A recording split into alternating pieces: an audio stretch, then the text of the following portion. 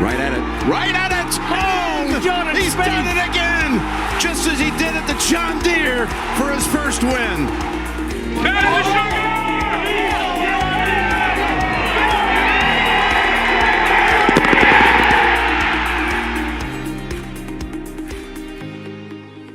Good evening and welcome to another episode of the Go Get That podcast.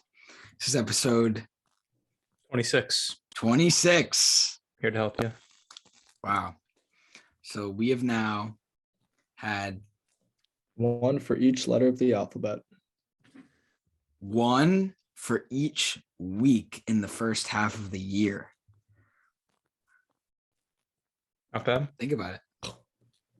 Wow.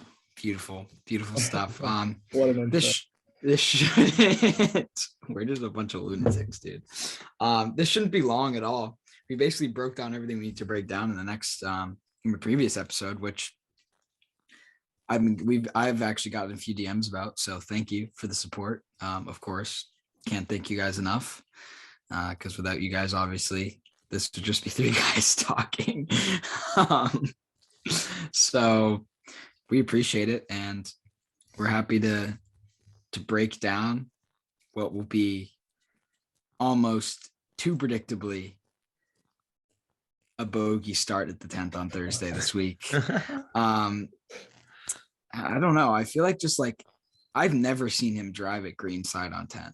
Like he's always been left, or he laid up. He laid up once to like 120 yards. That was like weird. I think he went back bunker once, which is like not the bunker you want to be in, and then he made 8 or 9 or something like that. So the 10th hole, I mean, Jordan, I think we'll probably get into this in a second, but we start on the 10th on Thursday morning, which with a pretty good group of Rahm and Scheffler, but And whatever tee you start at this week is a scoring opportunity, right? It's a chance with a birdie. And at the back, I think you go drivable par 4, par 5, right? 11's a par 5. So 11's tough, but yeah. It'll be it's a tough par 5, but it's a good test of like, True. All right, how are you driving it? How are you scrambling it? Where's that hybrid at? That was so awful on number 13 last week at Phoenix. Like, so I think we'll know pretty early, how this week is gonna go. So I want to say one thing. Here's my opinion on 10. First of all, it's brilliant. It's the best drivable par 4 in golf. It's got to be. Another great drivable par 4, I think. Underrated, very underrated. I think at the end of this, we should rank our top 5, actually. So I'm going to save this. At the end of later in this episode, we're going to rank top 5 drivable par 4s. There aren't many, but that's going to happen. So I'll actually save my opinion on that. But for now, number 10 is not the swing I want to have on Thursday morning to open up the round. You say you start with a birdie chance no matter what tee you start on. I would much rather one. One, you almost have to try and not birdie. One's try. basically a par 4. One's a par 4 that's called a par 5. Exactly. It's 510 yards, and it's it's difficult. 60 yards downhill. Right. There's somewhat difficult pin locations, especially with the bunker kind of in that middle front portion of the green. But if you just hit the green 40 feet to putt. And you just don't have to hit the fairway either. You can blast it down there, and in between the two fairways, that's a bunch of really easy first cut-ish rough. We saw Jordan do that last year where you just kind of blast a driver. You're going to have 160 yards in, put it in the middle of the green. It's 4 birdies. I mean, you literally have to like really mess up on that hole. Number 10 is by no means a gimme birdie.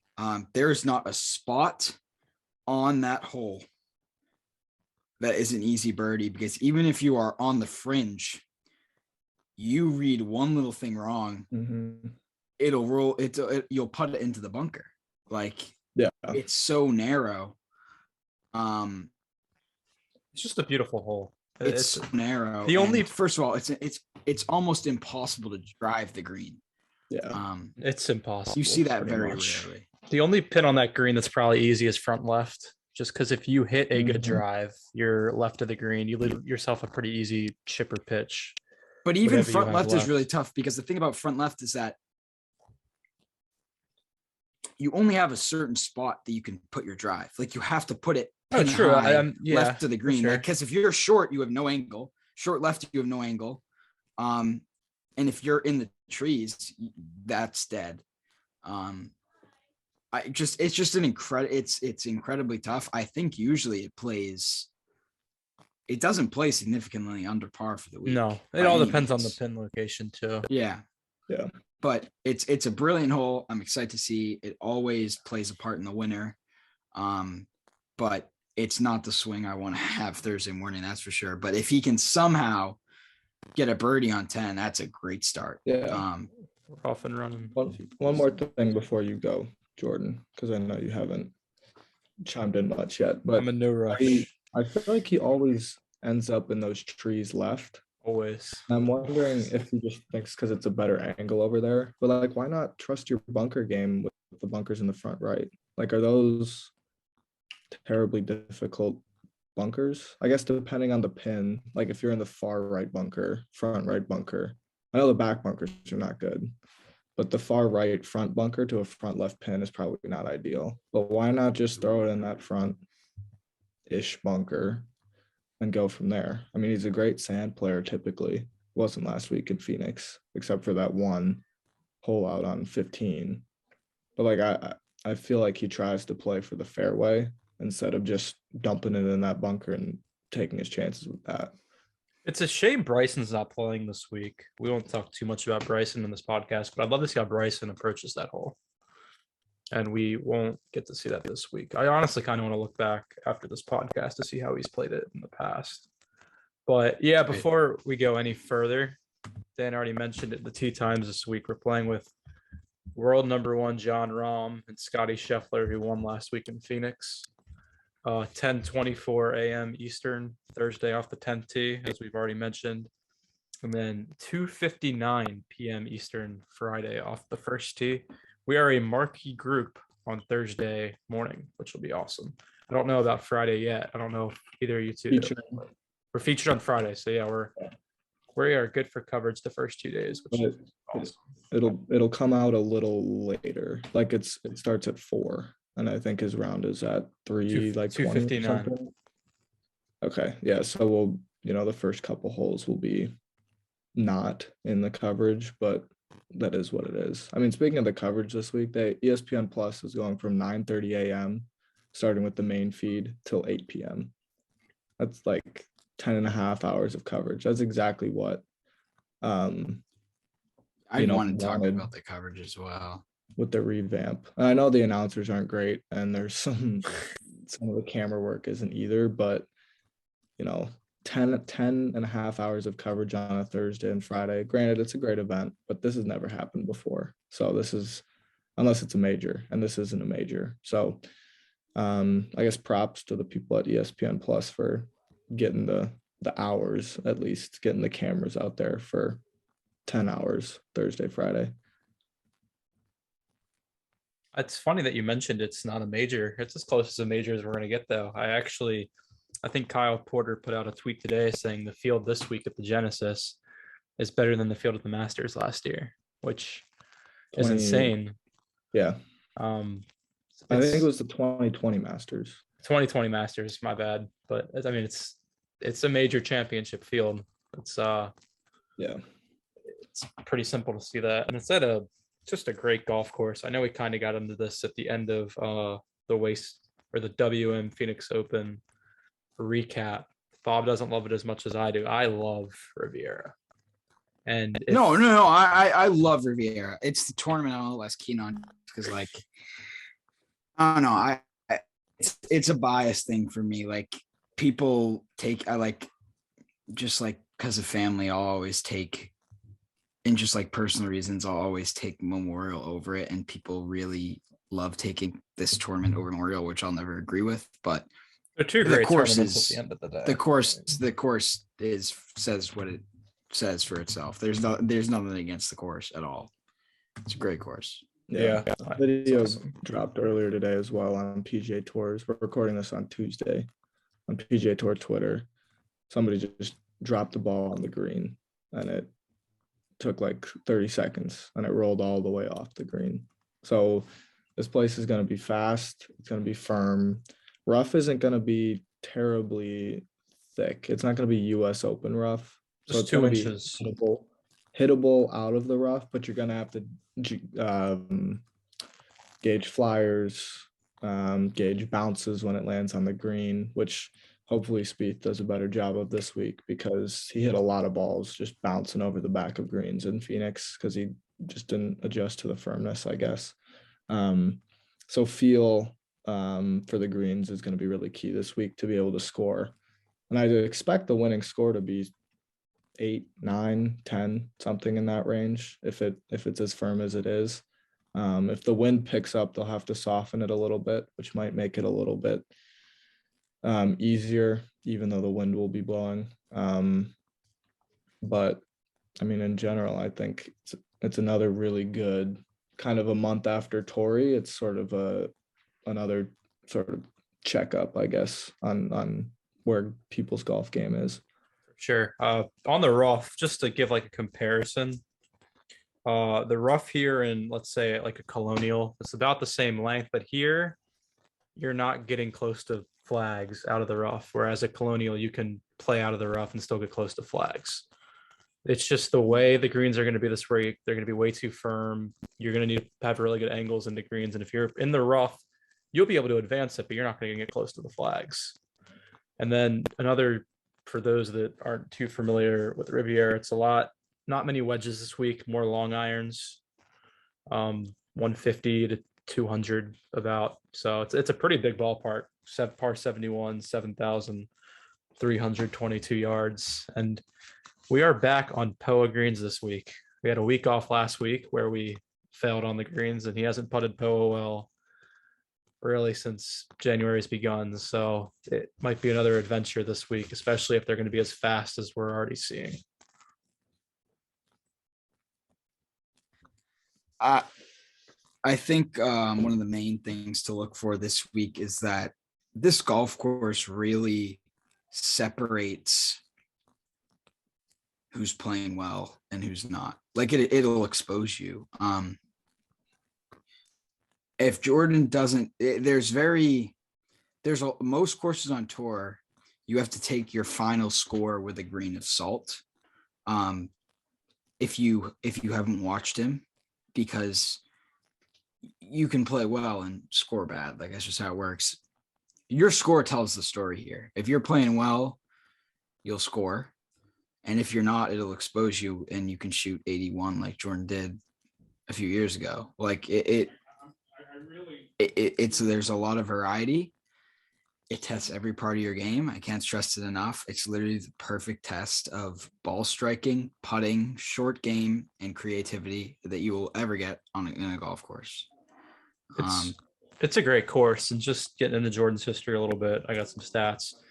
He's played it okay. He's got 4 top 20s, but he's also got 4 finishes worse than a T50. So it's honestly probably one of his venues he struggles at compared to a lot of the other venues he plays. But he's got some okay finishes. And I think one thing he has going for him this week, and despite how bad the short game was this week, you need a good short game at Riviera to win. You go look at the stats from the previous 3, 4, 5 years, you got to have a good short game because it's tough around these greens. So I think if he can just get his short game back to how it's been pre-Phoenix Open, that's one thing he has going for him. But still, he's got what he did at Phoenix with the driver, he missed a lot of fairways, firm greens, couldn't get close to any flags. It's going to be the same thing this week. If he's playing out of the rough, he's just not going to be able to get close to flags. So, yeah, I think patience will also be key. I know Phoenix kind of turns into a bit of a birdie fest, even though it was playing, I think, pretty difficult for Phoenix. I mean, if you were hitting fairways, they were firm, so you were having a lot of really short wedges into these greens. They were still pretty firm. But at Riviera, like I said, I mean, winner going to be around 10 under. So if you just pick off 2, 3 around, you're fine. 68s are good, very good. 72s aren't going to kill you.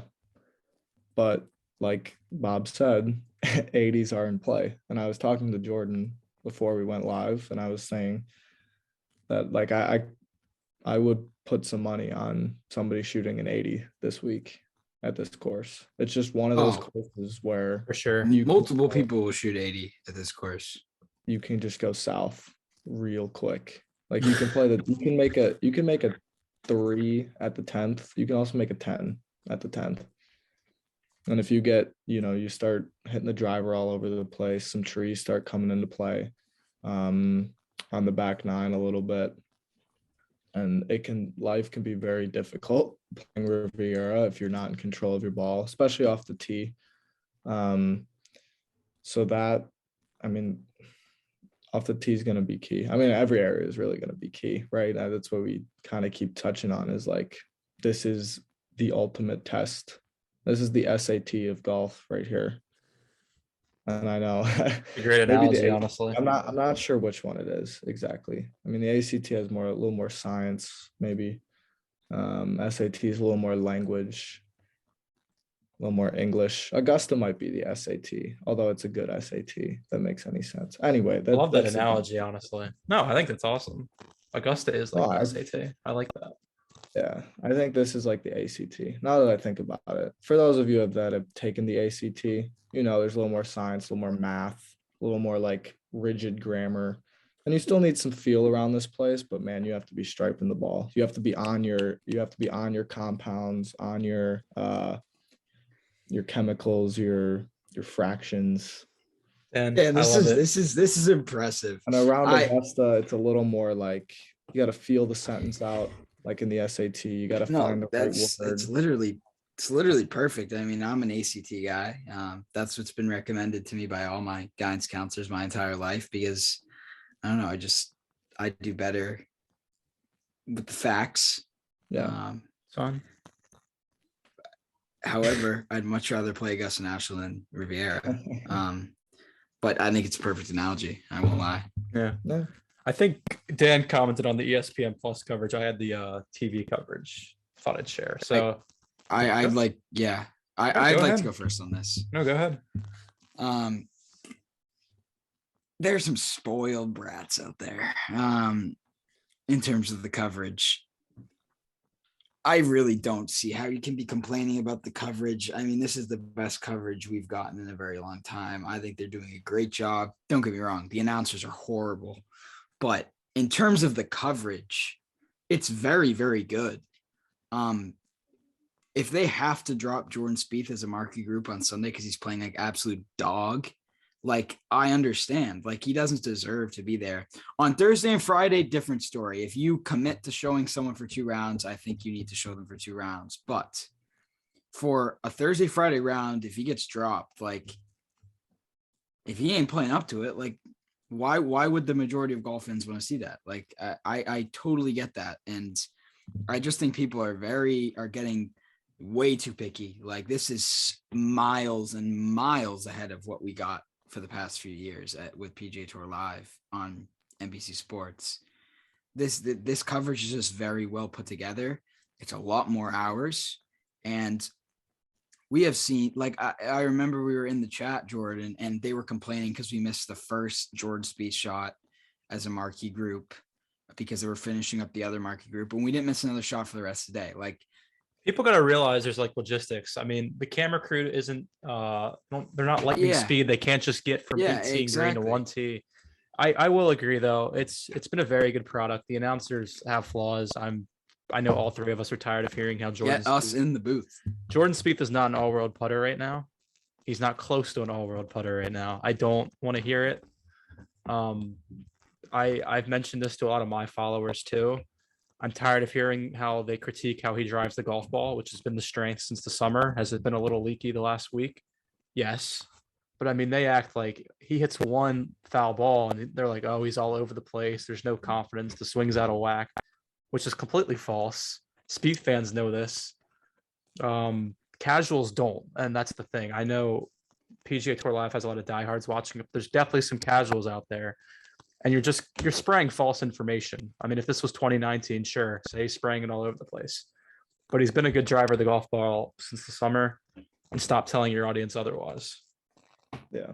I think it's interesting too, because the people that are commentating are obviously very like knowledgeable golf people, right? They don't have the job because they're just people that can talk and have an accent that sounds cool.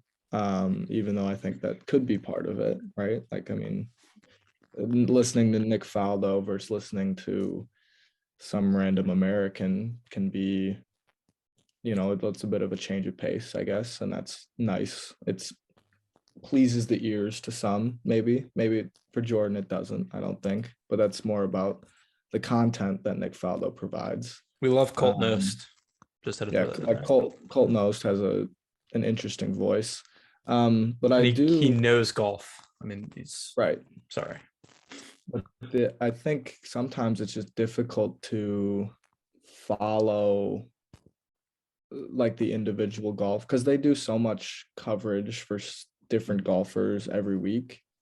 I think it can be kind of tough to keep up with current trends or knowing statistics or following in the way that we know where Spieth's game's at. It's tough to know where 12 other different guys' games are at.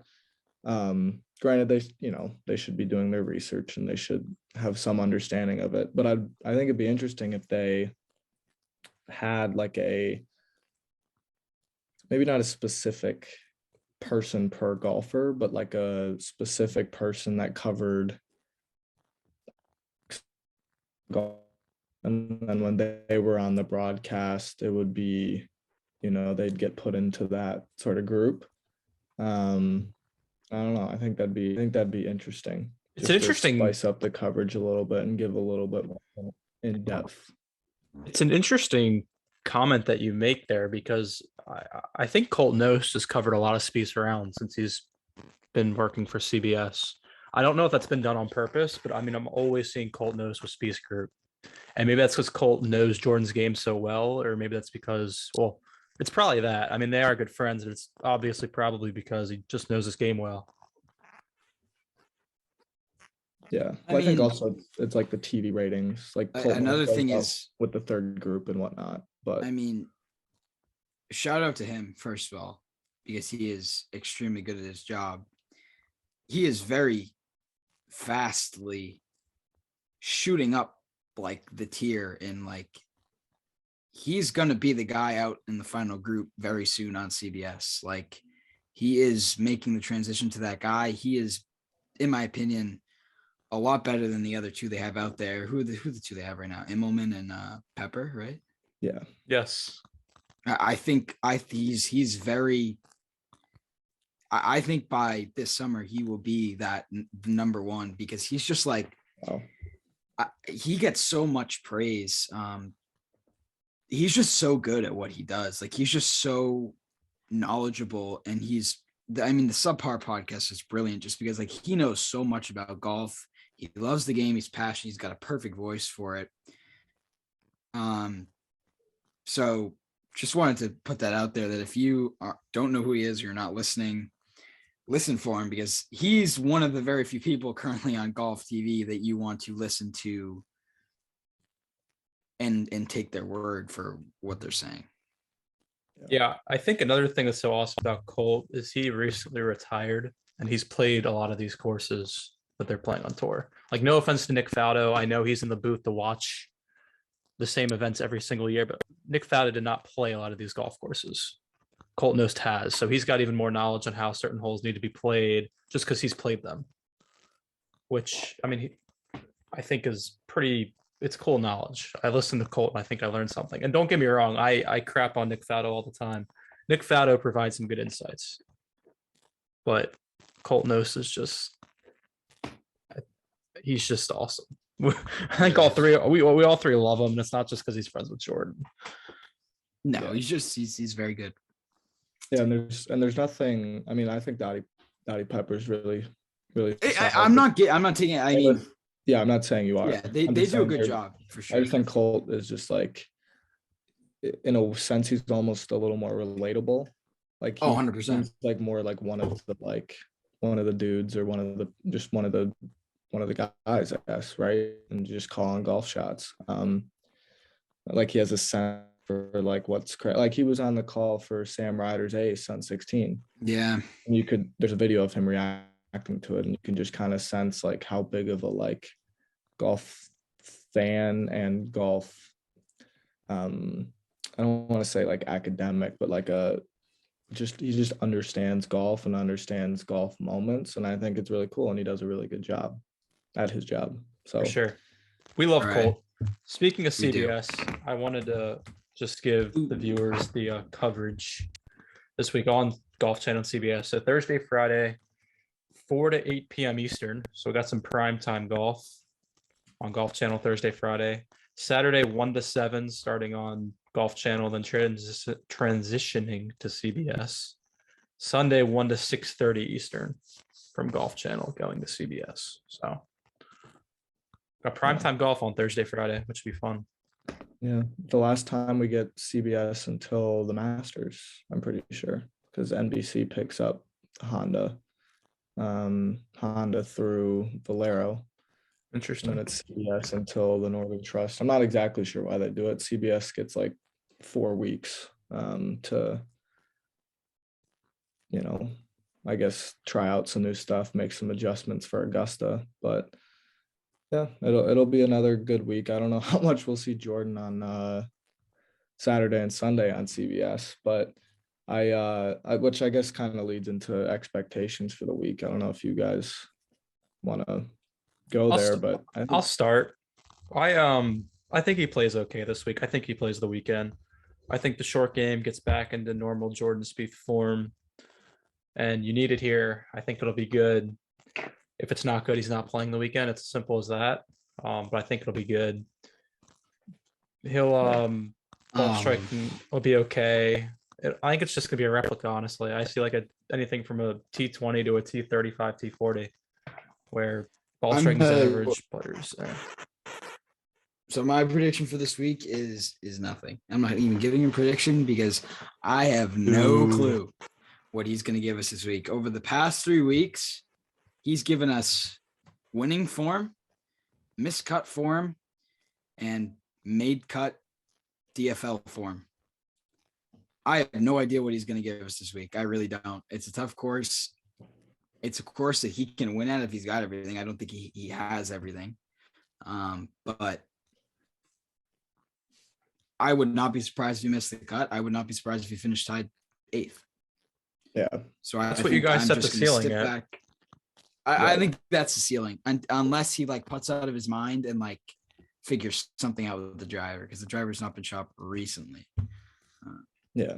I kind of think unless this place plays extremely hard and he finds just the magic beans with the wedge and the putter, like Bob said, I think it's like a T7 ceiling, and like not like a kind of shown on CBS, but not like a final group, not a great day T7, like okay, he beat the field on Sunday to kind of rally up to a T7. But I could also see an 81 tomorrow or Thursday or Friday.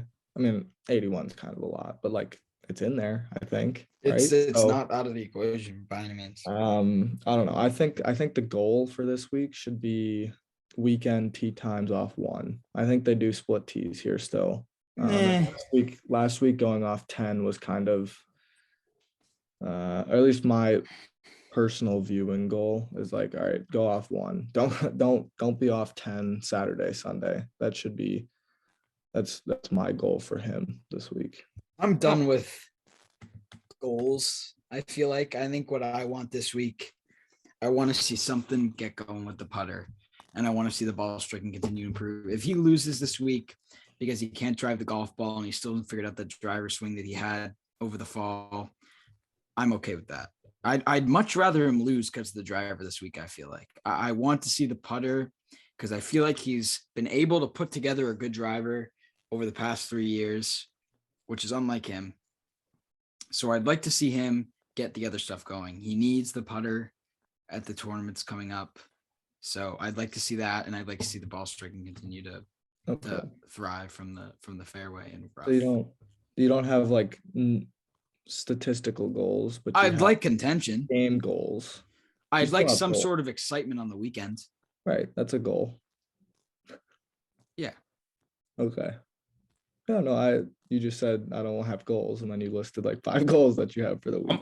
I'll make a little goal. Start fast. I want I agree with that. Start fast is a great goal. a sub 69 on Thursday. Give me a 2 under round.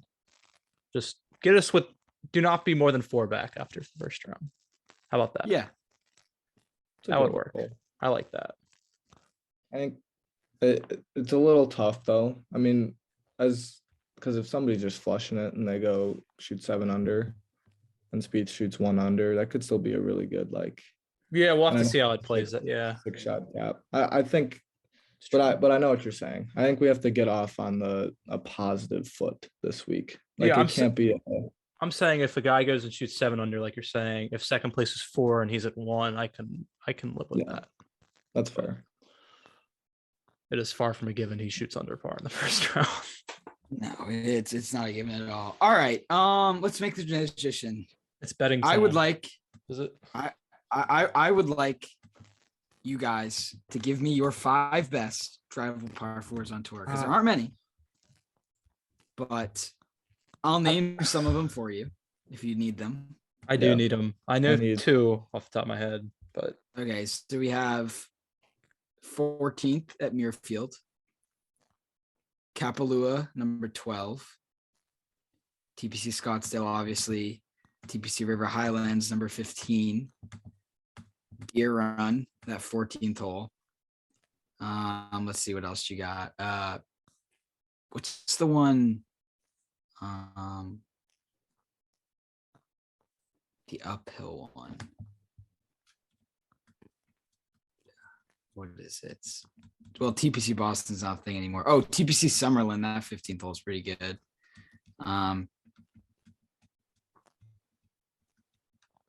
Yeah, that's basically all of them. Maybe I'll go just first because I can 3. barely remember them.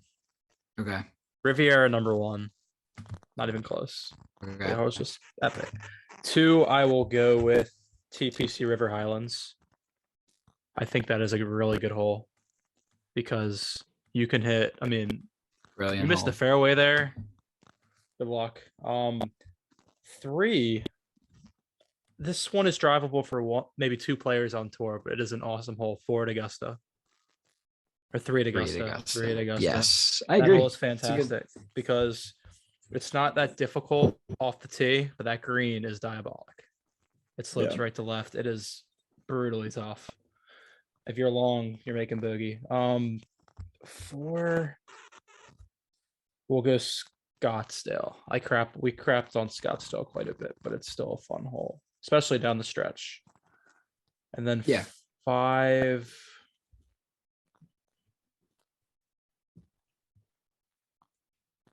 I don't know. I'll give you 4 because I don't want to just throw something out there that I have no clue of. So we'll go with those. All 4. right. Dan? I'm gonna go. My top 2, I agree with Jordan. I think Riviera is like that is the premier drivable par 4 because it's in theory a birdie hole, but it's also a quadruple bogey hole if you don't hit a good golf shot, which I think is cool. And then I'm gonna go with TPC River Highlands because that's also a good, like if you hit a bad hook, it's going in the water, but you're not going to get a dumb bounce that then propels it into the water like you might see at the Waste Management. And then it's a difficult up and down from the right side of that green anyway. So it's just a good, like how well you're driving it, how well you're chipping it test. And then I'll only go 3, but I'll go Muirfield number 14 when they make it drivable. Yeah. I think that's a great test because that's a tough green. It slopes a lot from left to right and kind of back to front. And you have the creek short. But if you hit a good shot, like we've seen people doing that, like Morikawa's done, Hovland's done, you can end up with a pretty good eagle look. But if you hit it way left, like we've seen Spieth do, you can be scrambling for 4 also. So that's a really cool hole. And I'm glad that they tried that out and eventually put it in play at the Memorial because I think it's a good change of pace for a Yeah. Saturday round. Yeah, I have Riv and Tpc River Highlands top 2 as well. Then I have Muirfield 14, Scottsdale 17, and my 5th. I love Deer Run, that 350-yard hole that's straight downhill that you have to literally just like go after it. Like you have to like hammer it, and you have to get a good bounce, but people still do it because it's fun. But if you miss left, you're in the woods. And if you miss right, you have an impossible shot. So I like that. I just thought in honor of us playing the greatest Drivable for on tour, we should give some insight into the others. But it is betting time. Not betting, but picks time. I think the champ's got to lead us off. All right. Sounds good. Maverick McNeely, 90 to 1. $5. Okay, $5. Well, I guess we know where like 80 of the dollars or 90 of the dollars are going this week. So You went 5, right? $5. Yeah. Gotcha. what Those are about good odds Mav? on a Maverick. Yeah, what about Mav McNeely interests you this week? Um, Got a cool name. I think like if he's playing well, this course really like fits him. Like I think if he's playing well, I mean he's got to play well, and I don't know. It's a gut pick. Yeah, It's a gut pick. So yeah, it's an interesting name. I think the field's a little too like stacked. Like the way I see it, because I was kind of struggling to pick an outright here, and eventually I just kind of went on the value of the odds that were present right before we went live. But there's a lot of dudes that I think could win this week that are like top tier players. So I kind of avoided the bottom range, but I'm going Rory at 20 to 1. I'm throwing 10 on it to win 210. He was the best value out of like DJ, Markawa. I thought about Hovland, but he played pretty poorly in Phoenix last week, and we watched most of that. So I decided against that. Thought about Sam Burns, but I don't know, man. I feel like Rory's just playing well. There's a lot of positive Rory stuff on Twitter this week. So we'll see. Hopefully he's played well here before. So hopefully he gets the job done this week. With my outright, I'm joining Bob, not the player, but I'm going down the board. I've already told you guys who I'm picking. Did you guys remember it? nope. Thigala. No. Nice try. So I talked a lot about the short game this podcast and how you need it, and I'm going with none other than the short game master, Kevin Na. Oh, Ooh, that's very cheeky. Pretty interesting. nice course history and pretty good form. I'm also throwing 5 on it like Bob did. So I got 5 to pay out 330. He's 65 to 1, I think. Yeah, something like that. Yeah. That's a pretty good pick. Nas has been playing some pretty decent golf. I feel like I've seen his name on some leaderboards. I loved my bets last week and none of them hit. So Yeah. And if I'm it's playing firm, his length off the tee isn't gonna be too big of an issue unless he's missing fairways, in which case the problems will commence. But I don't know. Could be a Kevin Na week. could be. Did you want to lead us off with your placement bet, Dan? Sure. I'll go somebody who's been kind of flying under the radar, which is kind of his MO when he's not playing that well. Dustin Johnson, top 10 at plus 180. I think I read somewhere that he has 10 top 10s and 13 trips here, including a win. So to get plus money on that, plus 180. I know he hasn't been in amazing form, but he had a T8 over in Saudi the other week. I don't know. I mean, this place just seems to fit him really well. So I'm placing 45 on that to win 126. I like that. This is tough. This was a tough, so many big names, as you said, with your outright. It was tough to pick one. I'm actually going to the Bobland for my placement bet. I'm going to the top 40 bets. because I desperately need some funds. I'm trailing big. I'm going with the guy I bet earlier this year who lost me money, but I'm back on him this week. We're going back to Sebastian Munoz. Okay. He's top 40 his last 2 times. The ball striking's Yeah. working for him right now. He can't putt to save his life, but in 2 trips at Riviera, he's putted well. And I got good odds on him. And funny enough, his odds actually changed since I last picked him, but I'll go with the plus 210 odds for a top 40. I got 35 to pay out 108.50. It's pretty good odds for a top 40. I feel like top 40s are kind of the play. You get that plus like 180, plus 210 range. You can find some people that are sort of. I think it was plus 240 too, but I don't remember. Yeah. Trying to think. I'm deciding between 2, and I think I'm going to go with. Ooh, this is a tough one. I don't know. I love both these so much. All right. I'm gonna go with Max Homa to top 40 minus 120. I'll put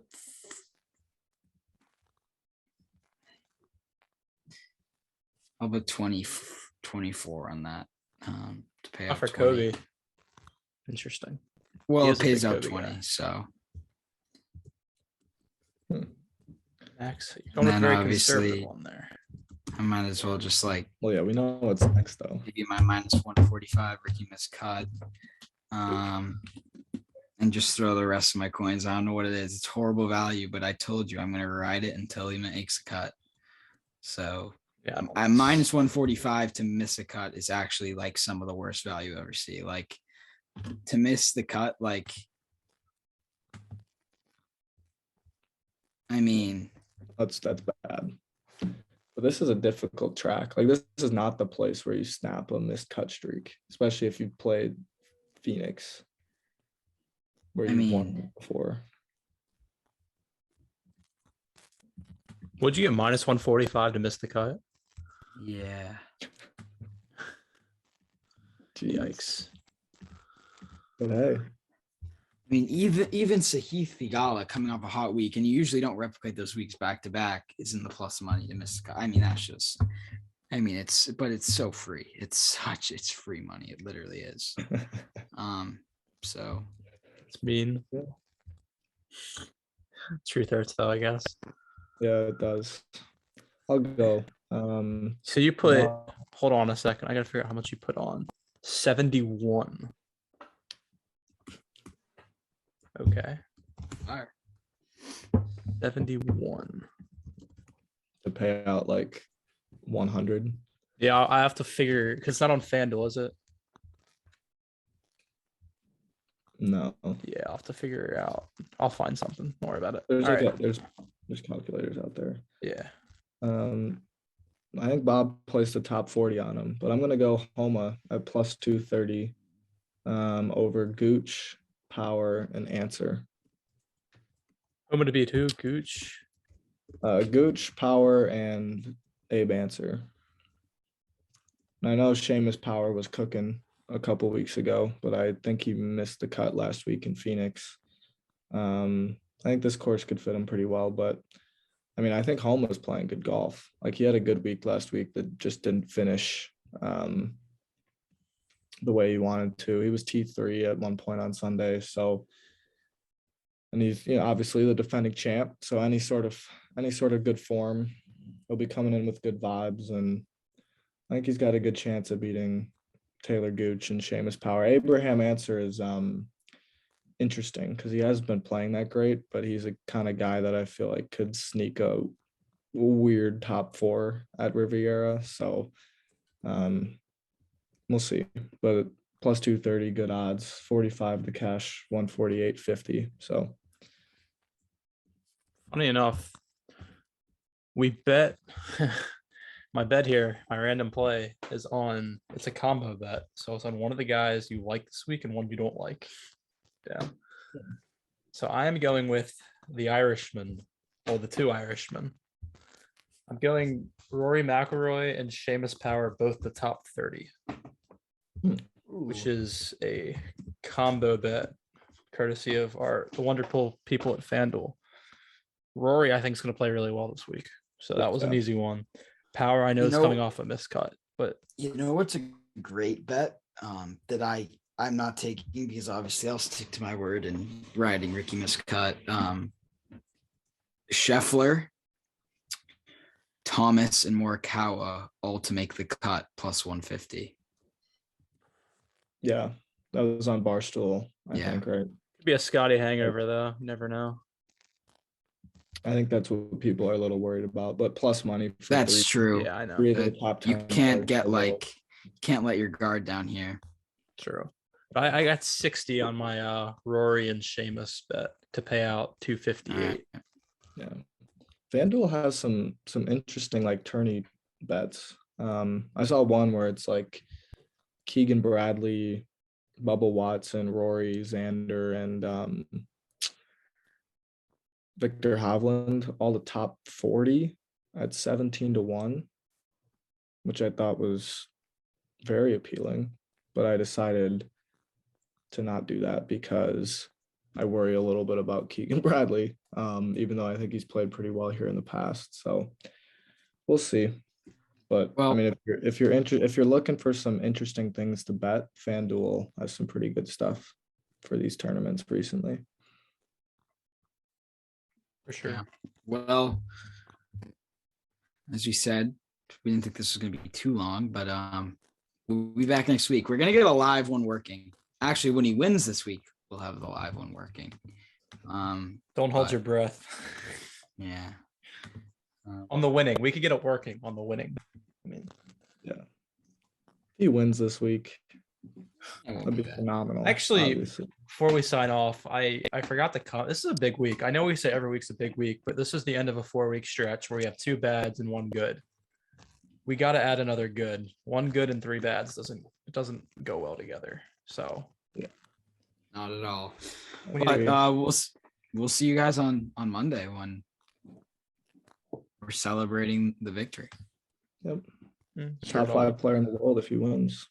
He gets to 5, yeah. That's sick. I think he could get to 5. I wonder what it'll be when he wins this and the Masters. Exactly. I think probably 3. Maybe What though, because Rahm, Colin, and Cantlay have really like Cantlay has 5 straight top 10s. That's a lot of OWGR stuff right there. So that's cool and all, but really Jordan should be telling John Rahm on 10-2 Thursday that he's coming for his #1 player in the world spot. So then hooks it straight into the trees. and then Rahm just starts laughing. Yeah. Exactly. Anyways, let's hope for the best this week. I think we got a great golf course. We don't get to say that a lot on the PGA Tour. So let's have a good week. Let's get 2 goods to match the 2 bads we've had in this 4-week stretch before we head to hopefully API in a couple weeks. So you guys have anything else? I think that's it. Nope. I'll have to go watch a family rivalry, Rangers Bruins overtime. So Enjoy. yes, we'll Alrighty. see you guys next time. Take care. Peace.